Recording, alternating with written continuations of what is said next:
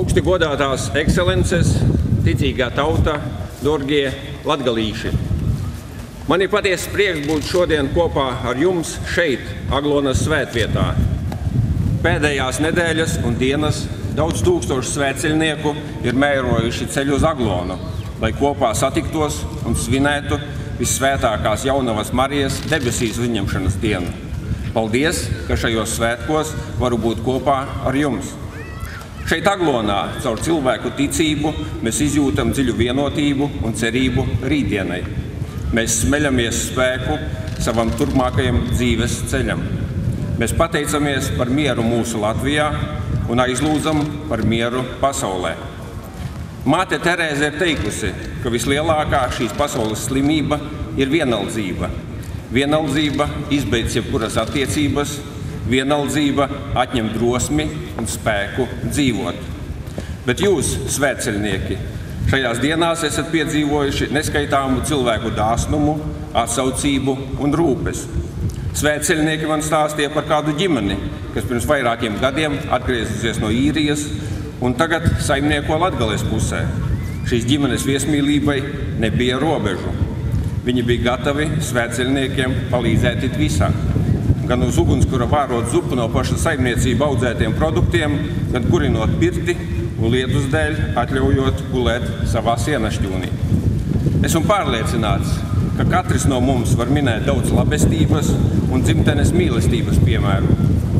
Mēs darām labu ne tikai svētceļojumā. Arī ikdienā mēs esam gatavi dalīties un palīdzēt cits citam. Šovasar simtiem cilvēku kopīgiem spēkiem meklēja pazudušus bērniņus. Nakts tumsa un nogurums nekavēja turpināt meklējumus, līdz mazie ķipari tika atrasti. Vairāk nekā 10 000 jauniešu no daudzām Eiropas valstīm un citiem kontinentiem jau pošās ceļojumā uz Latviju.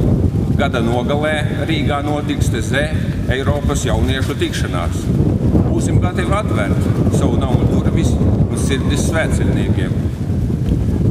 Tuvāko mīlestība sākas ar vismazākajām lietām. Mums var arī nebūt daudz naudas, bet mums vienmēr ir laiks, kāds labs vārds, smaids un uzmanība, ko varam veltīt cilvēkiem, kuri mums ir līdzās. Kamēr mēs ticēsim labajam un svētajam, kamēr būs stipras ģimenes un mīlestība mūsu vidū, Latvija būs stipra un saliedēta. Mēs varēsim dzīvot drošībā un pārliecībā.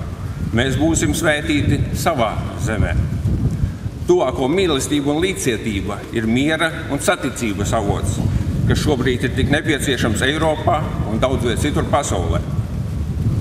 Vēlos pateikties visiem cilvēkiem, kas lūdz par mūsu valsti un zemi, par mūsu valsts vadītājiem un ikvienu, kuram uzticēta atbildība valsts, pašvaldību un biznesa lietās.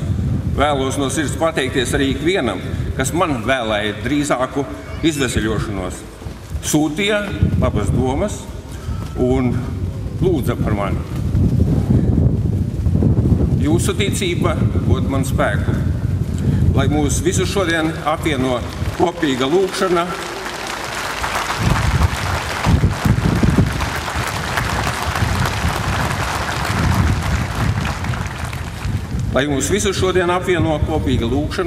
par mūsu zemi, valsti un tautu. Dievs svētī Latviju!